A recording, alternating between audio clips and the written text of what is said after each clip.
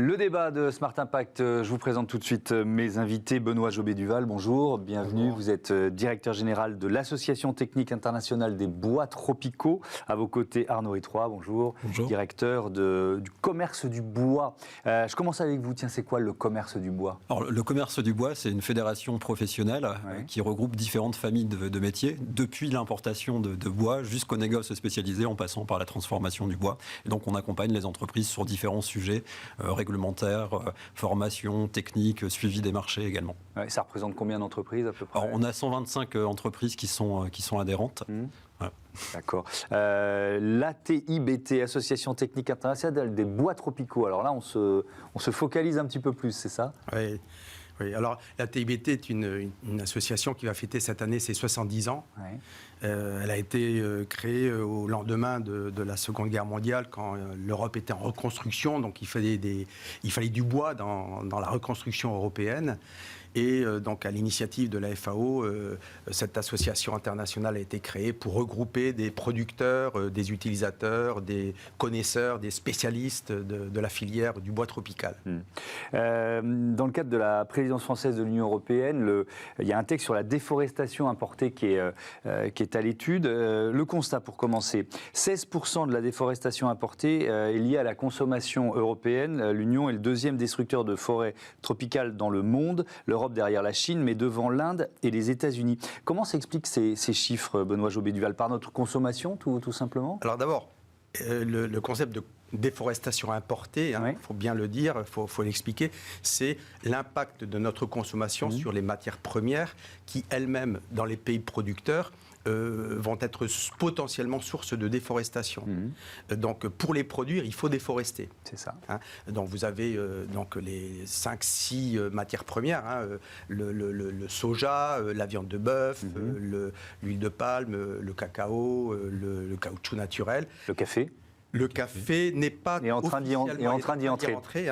Et le bois a été rajouté un petit peu de manière un peu mécanique dans cette liste, bien qu'initialement il n'était pas forcément visé. Mais c'est une matière première issue de pays où le problème de la déforestation se pose, donc il fallait un peu, par principe, l'inclure. Mais on s'en est un peu défendu, et on pourra l'expliquer pourquoi. Mais alors, je veux bien, pour comprendre, on peut l'évoquer tout de suite, vous avez déjà mis en place des certifications. En quoi ça consiste ?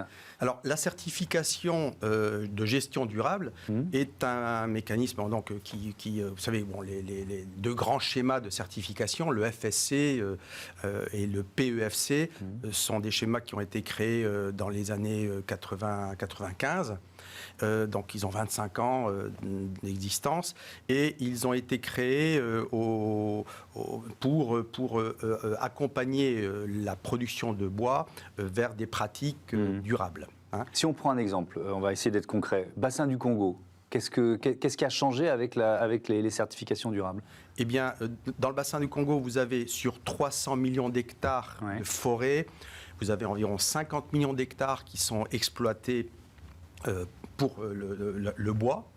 Ça ne veut pas dire qu'elles sont déforestées, attention, elles sont l'objet d'une exploitation. Une gestion, c'est l'école, Et ensuite, 20% de ces 50 millions sont certifiés avec deux types de certificats de légalité d'une part et de gestion durable d'autre part, et un bon 10%, donc presque 6 millions d'hectares de forêt sont certifiés gestion durable. Ça veut dire que les opérateurs qui gèrent ces espaces, ces concessions forestières, ont mis en œuvre des procédures au plan social, au plan environnemental, au plan économique, pour assurer avant tout un grand principe, plusieurs grands principes. On coupe moins que ce que représente la repousse naturelle. On fait, dans le bassin du Congo, on pourra expliquer pourquoi, mais c'est plutôt une cueillette qu'une coupe rase. Il n'y a pas de coupe rase dans le bassin du Congo. Au plan social, des impératifs pour que les travailleurs aient leurs droits absolument respectés, mais aussi toutes les populations riveraines, tous les toutes les personnes impliquées dans la filière soient également reconnues. Oui, donc ça c'est vraiment, on l'a bien compris, dans les exploitations où la certification peut être donnée, où ça se passe le mieux. Arnaud Étroy, qu'est-ce que ça va changer cette nouvelle réglementation européenne? On a évoqué la liste des produits. La liste des produits, elle peut s'allonger, c'est ça, concernée par la déforestation importée, hein. Au niveau du bois, ça concerne un certain nombre de produits. Donc c'est tous les bois qui vont être utilisés essentiellement dans des usages de construction. Donc ça concerne les bois importés, ça va être du sciage, des panneaux également, des produits déjà transformés comme du platelage notamment. Ce qui va changer, c'est qu'il va y avoir... Aujourd'hui, il y a déjà une réglementation qui existe, qui fait obligation pour les importateurs de procéder à une évaluation du risque d'illégalité. Là, ce qui va changer, c'est quelque chose de nouveau, c'est qu'on va s'intéresser à la déforestation, notamment la déforestation légale, et donc ce qui est lié à des changements d'affectation de terre. Et donc les entreprises vont devoir évaluer ces risques de déforestation, les atténuer, et puis faire en sorte que les produits qui soient mis sur le marché ne contribuent plus à la déforestation. Au niveau de la profession, on avait vraiment anticipé ça, puisqu'au niveau de la Fédération du commerce du bois, on a depuis plusieurs années un agrément de la Commission européenne où on est organisation de contrôle des échanges de bois et on met à disposition de nos membres des outils d'évaluation des risques, d'atténuation des risques, et on est aussi sur des démarches responsables qui vont bien au-delà de la réglementation, et on avait anticipé cette réglementation zéro déforestation qui va sortir en 2024 à travers des chartes d'engagement sur les achats, sur la vente, sur la restauration des écosystèmes. Donc la profession de l'importation, mais également du négoce, est extrêmement sensible à ces sujets, et on a été dès les années 90 extrêmement moteur sur la mise en place de certification de gestion durable des forêts. Effectivement, ce projet de réglementation bannissant l'importation de soja, alors on a refait la liste, mais je vais la redonner. Soja, bœuf, huile de palme, bois, cacao, café, certains produits dérivés, cuir, ameublement. Si leur production est issue de terres déboisées après décembre 2020, en tenant pour responsables les entreprises importatrices. Vous l'avez évoqué, mais ça, est-ce que c'est un changement de pied, la responsabilité? C'était déjà le cas, d'accord. C'était déjà les entreprises d'importation qui avaient cette obligation d'évaluer les risques. Alors c'est une évaluation qui se fait généralement sur la base de documents réglementaires. Donc on regarde les documents du pays d'origine, on vérifie que les documents sont bien présents, et puis ensuite il y a un certain nombre d'outils qui permettent d'évaluer ce risque au niveau de la prévalence de récoltes illégales, au niveau de la complexité des chaînes d'approvisionnement, et donc aujourd'hui on a vraiment ces outils qui existaient déjà au niveau de la profession. Là par exemple en 2024 il y aura une obligation de se faire auditer également par tierce partie, on a déjà mis en place au niveau de nos entreprises, donc finalement la profession structurée, j'ai envie de dire les importateurs dont c'est le métier principal, ont déjà anticipé cette réglementation. C'est quel type de sanctions qui sont risquées par les entreprises qui ne se conformeraient pas à cette réglementation? Les sanctions concernent les importateurs, donc, comme l'a dit Arnaud, et ce sont des amendes. C'est des sanctions financières, tout simplement. Des sanctions financières. Alors, concernant ces sanctions, nous, on réclame qu'elles soient un peu plus sévères. Aujourd'hui, elles ne sont pas dissuasives. Finalement, les mauvais acteurs et ceux qui sont dans l'illégalité gagnent infiniment plus d'argent à commercer dans l'illégal qu'à payer d'éventuelles sanctions. Mais il faut savoir que les choses changent peut-être. Aux États-Unis, vous avez aussi des réglementations similaires qui commencent à être extrêmement dissuasives. Nous, on réclame que justement les contrôles soient plus nombreux et les sanctions plus dissuasives. Il y a une distorsion de concurrence à vous entendre.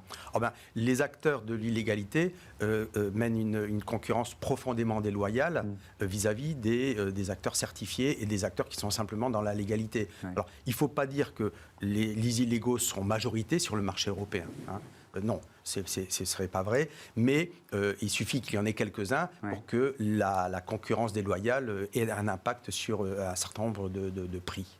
Est-ce que vous diriez, Arnaud Étroy, que l'Union européenne était déjà plus vertueuse que d'autres régions du monde dans sa réglementation en matière de déforestation importée, et qu'elle va l'être encore plus avec cette nouvelle réglementation qui approche? Oui, elle fait partie des pays qui ont été, des regroupements de pays qui ont été extrêmement moteurs. Il y a effectivement les États-Unis avec le ACI Act où ils ont déjà mis en place des mesures comme comme celle-là. Et puis au niveau de l'Union européenne, on est effectivement extrêmement moteur sur le sujet complètement. Oui, si on parle des... alors évidemment, ce n'est pas votre secteur, mais quand on parle soja, bœuf, huile de palme, bois, etc., etc., est-ce que ça impacte par ricochet les entreprises de votre secteur ?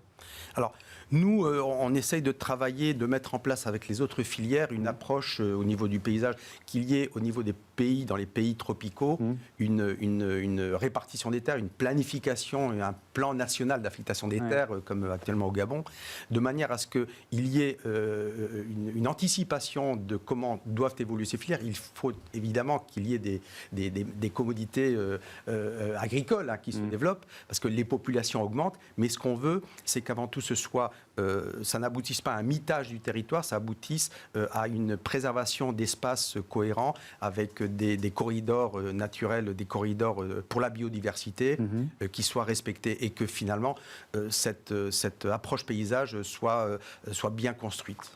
Arnaud Hétroy, c'est quoi les outils de vérification ? C'est quoi ? C'est de la surveillance satellite, par exemple ? Comment ça fonctionne ? Alors oui, dans la partie déforestation, l'un des outils, ça va être justement la surveillance satellite avec l'Europe qui est déjà dotée d'un certain nombre de satellites. Et donc là, l'idée, ça va être de regarder les correspondances entre des photographies, à différents instants et de voir si effectivement les forêts sont toujours présentes ou non. Donc ça, c'est vraiment l'outil cartographique. Ensuite, parmi les outils, il y a également de vérifier les documents de légalité qui vont être transmis par les producteurs de bois. Et donc, on fait une checklist au niveau des entreprises, on lui demande de vérifier. Et donc, ça fait partie de ces outils aussi. Ouais.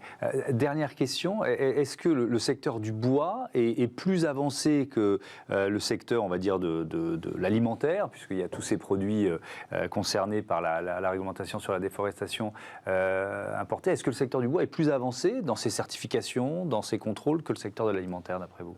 C'est sans doute le secteur le plus avancé. On parlait des certifications de gestion durable des forêts qui ont été mises en place dans les années 90. On a une réglementation également européenne très très forte. Et c'est sans doute effectivement le seul secteur qui donnait obligation à tous ces importateurs de vérifier systématiquement les risques d'illégalité.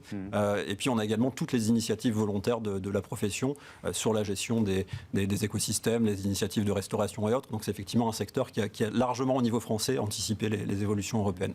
Merci beaucoup, merci à tous les deux. On passe tout de suite à Smart Impact, la location de vêtements tout de suite.